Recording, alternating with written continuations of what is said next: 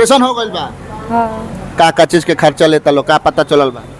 बेसी चार्ज लेता नहीं जा। हाँ दवाई के। बेहोशी चार्ज या दवाई के पैसा लेता लो। हाँ ऑपरेशन का चीज के भइल हो? पथरी के। पथरी रहल हो हाँ तो पथरी निकल गइल हो। हाँ अस्पताल के बारे में क्या जानकारी मिलल है? अस्पताल के बारे में मोबाइल से। मोबाइल से, फेसबुक से जानकारी मिलल है? हाँ। अच्छा, का जानकारी मिलल है फेसबुक में? पैसा नहीं खेला बेड के ऑपरेशन के। बेड के ऑपरेशन का पैसा नहीं लागल? ना खाली रउआ से बेड ऑपरेशन का पैसा नहीं ले लो? ना नहीं ले लो, खाली दवाई के हाँ खाली दवा के। आ बेहोशी के हाँ ये न पैसा के संगे आइल बा? सन भइल बा ना जी? दोसर कोनो खर्चा नहीं लागल? नहीं। आ खिचड़ियो मिलता खाए के भर पेट? हाँ हैं? मिलता है। तो खिचड़ी मिलता तेज रह नहीं जाए के घरे जाए के बानू जी? हाँ आज छुट्टी हुई। आज छुट्टी हुई। हाँ। तो के जानकारी मिलल है अस्पताल के बारे में बेतिया में? मोबाइल से देख के। हैं? मोबाइलों में देख के। मोबाइल में देख के जानकारी मिलल बर वालों के बेतिया से आइल बनी जी? हाँ बेतिया में कहाँ घर बा? सिरिसिया। बेतिया के सिरिसिया से वो लोग पहुंचल बानी सिवान के आशा हॉस्पिटल में। हाँ अच्छा, ऑपरेशन का चीज के भइल बा? पीत के थैली में पथरी रहला। पीत के थैली में पथरी रहल? पीत के थैली में। पीत के थैली में पथरी रहल जी तो ऑपरेशन हो गइल बा? तो पैसा और कुछ के ना नो लियल हलो? ना खाली दवाइये के न पैसा ले ले बालू बेहोशी के? जी दोसर कोनो पैसा ना लियल हलो नु? ना। अच्छा, खाना उना देता लो? हाँ खाना भी मिलता मरेजी के। मरीजी के खाना मिलता? हाँ खाना के पैसा नहीं लेत लो? ना। चलिए, ऑपरेशन हो गइल बा? हाँ कहाँ से आइल बनी? बेतिया जिला से। बेतिया जिला से आइल बनी? हाँ तो गार्जियन केहू नहीं खे? बानी जे नीचे खाना वाना। के आइल बा गार्जियन? ननद आइल बानी, मालिक आइल बानी। मालिक राउर नहीं लौकता नहीं? बानी नीचे। ऊपर बनी का? नीचवा बानी। अच्छा, नीचे ग्राउंड में बनी। अच्छा, उस्मानी तो बेतिया जिला से बहुत अच्छा बा। हाँ। बाकी लोग जे आवे के चाहता जे गरीब बा जेकरा लगे पैसा कम बा वो लोग से का कहे? वो लोग आके करा सकता है। गरीब खातिर बहुत अच्छा खुलल बाटे ई दवाखाना। गरीब खातिर बढ़िया बा। जी चलिए, बहुत बढ़िया। कहाँ से आइल बनी रुआ? मीरगंज से। मीरगंज से यहाँ के आइल बनी। बताओ तनी गरीब आदमी खातिर अस्पताल बा सब आओ कराओ हने आ जाए। दौरा कहाँ से ऑपरेशन भइल? पथरी के पीत के थैली में रहला। पीत के थैली में पथरी रहल? हाँ पथरी निकल गई? हाँ अच्छा, तो कब ऑपरेशन भइल रहू? वीडियो में जौन हमनी के बताओ तने सनु सच्चाई बानू है जी? हाँ एकदम सच्चाई बा। रउआ लोगन से खाली दवाइये में बेहोशी के पैसा लिया था? हाँ। दूसर पैसा नहीं लिया जी? चलिए, तो यहाँ के आइल बनी किस तरह से? कम, काम बहुत अच्छा, प्रेम भाव बहुत ज्यादा, प्रेम भाव अस्पताल के लोग मने बा बहुत ज्यादा। अच्छा, ये ऑपरेशन रउआ शहर में करौले रहती सिवान चाहे गोपालगंज चाहे छपरा तो कितना रुपया फुकाई रहे? अरे कम से कम 40-50 हजार रुपया लगे रही। 40-50 हजार फुका गई फुका गई रही रही। सिवान में ऑपरेशन भई रही तो? जी। अच्छा, गोपालगंज जी और उहे जी मान ली मामूली पैसा में ऑपरेशन हो गई? हो गई, बहुत अच्छा सुविधा भी बा, सुविधा बा, एसी चलते बा, पंखा चलते बा। बहुत बढ़िया। तो चलिए, नमस्कार प्रणाम। फिर से पहुंचल बनी हम आशा हॉस्पिटल में और देख सकते हैं कि बाहर के एक बार लुक दिखाई कैमरामैन जी। एम्बुलेंस भी लागल बिया। तेल के खर्चा पर मात्र एम्बुलेंस जौन बा जाई जहाँ भी लेके जाए के हुई तेल के खर्चा पर। और हम के बानी सन आशा हॉस्पिटल में देख सकते हैं कि तमाम पेशेंट लोग बा। ऑपरेशन हो गई बा, शाम को हुई ऑपरेशन। के बा गार्जियन? ईद मोहम्मद। रउआ के बानी? हमार होने मरीज बा। राउर मरीज होने वाले रउआ आके बैठल बनी है जी? अच्छा, ऑपरेशन हुई कब हुई ऑपरेशन? 4 बजे। हैं? 4 बजे 4 बजे ऑपरेशन हुई। कहाँ से आइल बनी? बढ़िया से। बढ़िया से आइल बनी? बरौली बढ़िया से जी? हाँ कैसे पता चलल है अस्पताल के बारे में? हमारा अम्मा कॉल से। आमा कलियो जाए के जी? के आइल बा साथे? हमार मरद होते बड़ा। मरद करे बड़े? मरद के बोलाई अपना होरे बैठे बड़े हो ने? मरद चाय पिया तारे राउर? हैं? वो गोड़ हिलावत। गुड़ हिलावत रहे मरद हमन राउ? बड़ा चाय पिया तारे? हाँ चाय पियता है। चाय पिया तारे ना? तो ऑपरेशन कौची का ऑपरेशन होता है? बदानी के। बदानी का ऑपरेशन होता है। कोनो दिक्कत है जी? ना। कोनो दिक्कत नहीं है? का खर्चा लिया था जी पता चलल है? हाँ बेड खर्चा छोड़ के दवाई के खाली पैसा लिया। दवाई बेहोशी के। चलिए, बढ़िया से यहाँ के आइल बनी। यहाँ का भी ऑपरेशन हो जी? चाचा तनी साइड होके, साइड होके। हे और ऑपरेशन में का है? यहाँ का भी ऑपरेशन होके वाला बा। कब ऑपरेशन हुई? पथरी कहाँ से आइल बनी लोग? पचरुखी गांव में से। चिमकी से आइल बनी लोग? पचरुखी पचरुखी। कब ऑपरेशन हुई यहाँ के? 4 बजे कनी है। 4 बजे ऑपरेशन हो अभी वेटिंग में बनी यहाँ के? हाँ हाँ। तो पचरुखी सब का चीज का ऑपरेशन बा? पथरी के। पथरी हो गई यहाँ के? हटी तो हटी पथरी हो गई बा जी रउआ? हैं? हाँ कितना दिन से पथरी बा? साल भर से। साल भर से? साल भर से पथरी रहला। केंगा जानकारी मिलल है? नहीं हेजी आई रउआ? रउआ हेजी आई मरद है रउआ? तो मरद है तो है सामने रही। अथी कब पता चलल ह इस साल भर पहले से मालूम बा। हाँ साल भर पहले से मालूम रहला कि पत्थरी बा। तो ये अस्पताल के बारे में केगा मालूम भइल? हम तो रहनी बाहर रहनी तो मालूम चलल है कि ओजा हॉस्पिटल खुलल बनाया अच्छा ओजा होता है। अच्छा का खर्चा के बारे में पता चलल बा? जी का दून खाली दवाई या बेहोशी पर ऑपरेशन होता है? हाँ हाँ? खाली दवाई या बेहोशी के पैसा लागी। खाली दवाई या बेहोशी के ऐसा बेड चार्ज सब फ्री बा? हाँ फ्री बा। ऑपरेशन चार्ज फ्री बा? हाँ। ऑपरेशन का पैसा नहीं लगा? ना चली तो ये कोनो दिक्कत नहीं न हो? ना चली आई तो है नहीं यहाँ के सुत गइल बानी का यहाँ के घर से क्यों नहीं आइल हैं होने गइल वालो आई गइल वालो होने तरह दी यहाँ का ऑपरेशन हो गए वाला बा? ऑपरेशन हो गइल बा वो? हाँ कहाँ से आइल बानी? बेतिया जिला से। बेतिया जिला से आइल बानी? हाँ तो गार्जियन केहू नहीं खे? बानी जे नीचे खाना वाना के आइल बा गार्जियन? ननद आइल बानी, मालिक आइल बानी। मालिक राउर नहीं लौकत है? बानी नीचे, ऊपर बानी का?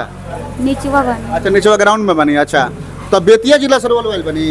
हाँ तो केगा जानकारी मिलल अस्पताल के बारे में बेतिया में? मोबाइल से देख के, हैं मोबाइलों में देख के। मोबाइल में देख के जानकारी मिलल बार वालों के बेतिया से आइल बानी जी? हाँ बेतिया में कहाँ घर बा? सिरिसिया। बेतिया के सिरिसिया से वो लोग पहुंचल बानी सिवान के आशा हॉस्पिटल में। हाँ अच्छा ऑपरेशन का चीज के भइल बा? पीत के थैली में पथरी रहला। पीत के थैली में पथरी रहल? हाँ ऑपरेशन हो गइल बा? हाँ का चीज के खर्चा लेता लो का पता चलल बा? बेसी चार्ज लेता नहीं जा। हाँ दवाई के। बेहोशी चार्ज या दवाई के पैसा लेता लो? हाँ ऑपरेशन का चीज के भइल? पथरी के। पथरी रहल ह हाँ तो पथरी निकल गइल? हाँ अच्छा नर्स और समय पर आवता लो? हाँ सब कुछ समय पर। कोनो दिक्कत नहीं होते जी? ना का नाम पड़ी रहू? बलवंती दीदी। बलवंती देवी राव नाम बा? हाँ बेतिया से रोवाइल बनी ना? हाँ चलिए देखिए कि आप बेतिया मोतिहारी से भी लोग पहुंचता आशा हॉस्पिटल जो उनकी सिवान के पंचरुखी में स्थित बा। और वह सबके बता दी कि लगातार आशा हॉस्पिटल अपना कमिटमेंट पर खड़ा बा और लगातार दवाई और बेहोशी के पैसा पर ऑपरेशन करे का प्रयास करता आशा हॉस्पिटल। देख सकता नहीं कि हमने के बानी सन मौजूद और यहाँ पर यहाँ के बताओ तनी कि कैसे यहाँ के पहुँचल बानी बेतिया से और लगातार यहाँ के सेवा सब ले रहल बा। हाँ कहाँ से आयल बनी चाचा रौरा? बढ़िया से बड़रिया से आयल बनी? जाड़ लगता पूरा ओढ़ ले बनी कमल उमल? ठंडी लगता बा तनी बुखार आ गइल है। बुखार आ गइल हटे? हाँ। ऑपरेशन हो गइल बा?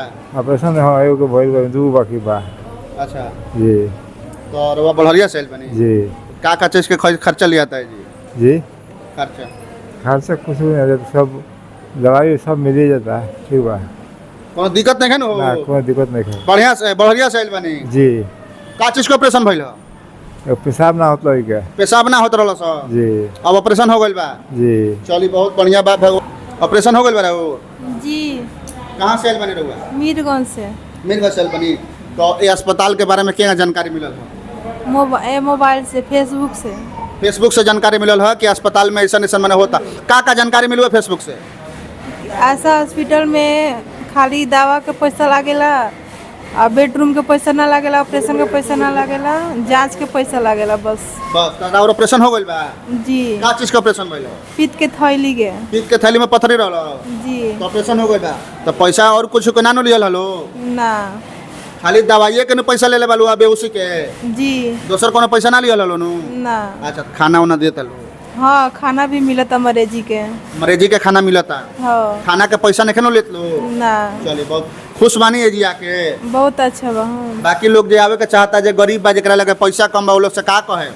वो लोग आके करा सकता है। गरीब खातिर बहुत अच्छा खुलल बाटे ई दवाखाना। गरीब खातिर बढ़िया बा? जी चलिए बहुत बढ़िया। कहाँ से आयल बनी रुआ? मीरगंज से। मीरगंज से यहाँ के आयल बनी। बताओ तनी गरीब आदमी खातिर अस्पताल बाल सब आओ कराओ हने आ जाए। दौरा कहाँ से आयल बनी?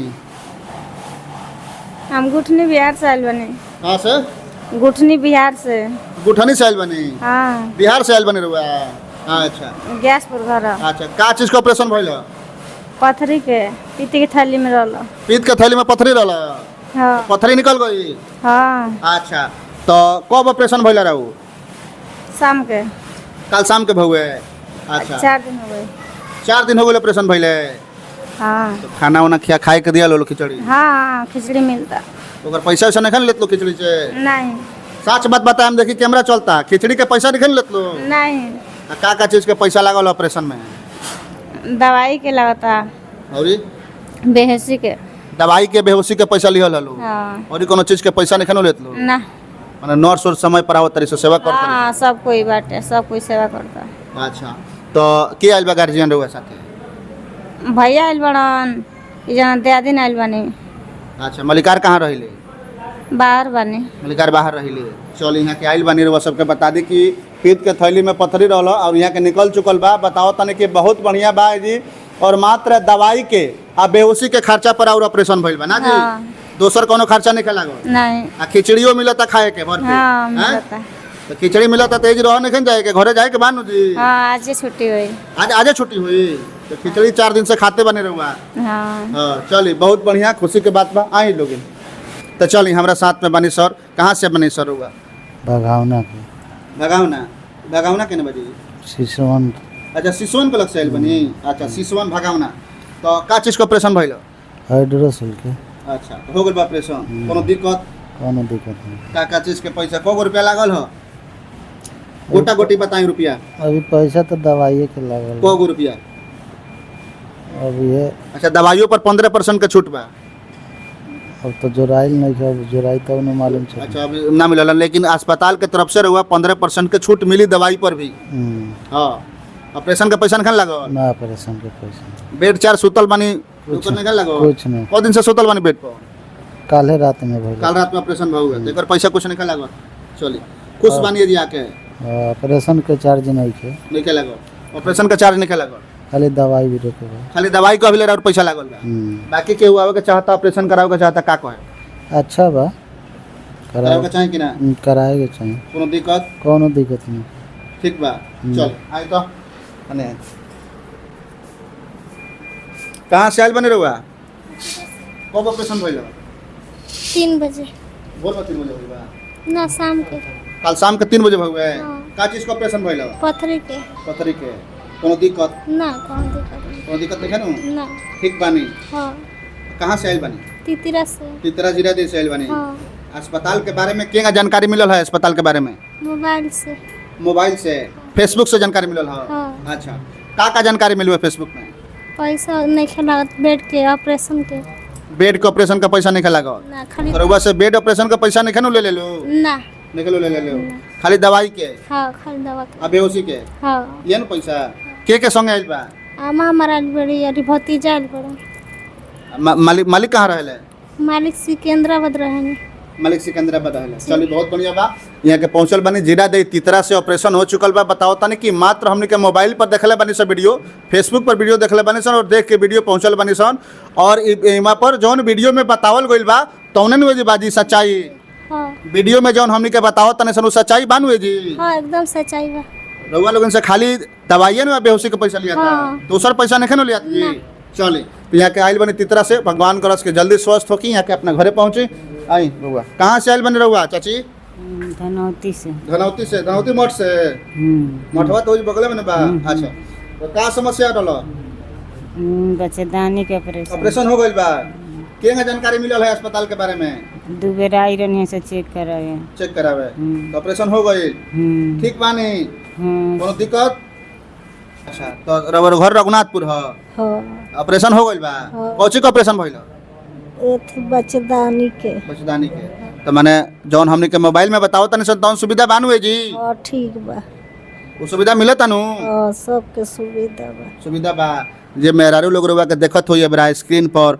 और मेहरारू लोग से का कहे रउआ कहम जे सबके सुविधा बा वो जे चल रही ऑपरेशन करावे वो जो चल जाइल ऑपरेशन करावे रउआ कहेम न जी हाँ आई अच्छा ये ऑपरेशनवा शहर टाउन में भय रही त कितना रुपया लागो रही हाँ 50,000 के माथा धैले रहत कि ना हाँ धइए ले ले तब गरीब के आदमी के यहाँ बहुत ज़्यादा सुविधा बा हर एक प्रकार के कोनो प्रकार के दिक्कत नहीं है कोनो प्रकार के अस्पताल में दिक्कत नहीं कुछ ना पैसा भी कम काम बहुत अच्छा प्रेम भाव बहुत ज़्यादा प्रेम भाव अस्पताल के लोग मने बा बहुत ज़्यादा अच्छा ये ऑपरेशन रहुआ शहर में करौले रहती सिवान चाहे गोपालगंज चाहे छपरा तो कितना रुपया फुकाई रहे अरे कम से कम 40-50 हज़ार रुपया लगे रही 40-50 हजार फुका गई फुका गई। रही सिवान में ऑपरेशन भई रही तो जी। अच्छा ये गोपालगंज जी और ये जी मान ली मामूली पैसा में ऑपरेशन हो गई हो गई। बहुत अच्छा सुविधा भी बा, आ सुविधा बा एसी चलते बा पंखा चलते बा बहुत बढ़िया बा यहाँ। का कहे जे लोग देखता जे लोग सोचता जे गरीब बा जेकरा लगे कम पैसा बा वो लोग से का कहे कहब कि जो वही चले के हम खुद अपने हाथ से भेजे महाराज, हो सकी तो हम अपने तरफ से वहाँ से भेजे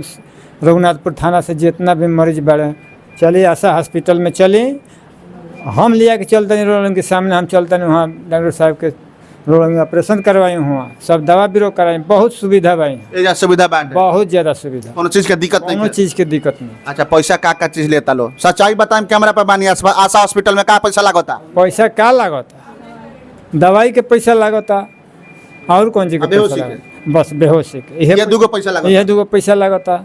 बेड पर में से पेट के खर्चा निकल लागो ना कुछ खर्चा नहीं खा, ऑपरेशन चार्ज ना लागल ना लागल, दवाइयों पर 15% छूट बा छूट बात दवाइयों पर 15% हाँ छूट बा छूट बा। अब का चाहिए बहुत अच्छा है। तो घर जिसे हमने के बन सब बुझाते नहीं, हमने के हॉस्पिटल में बाद में कोनो प्रकार के दिक्कत है ही नहीं थी।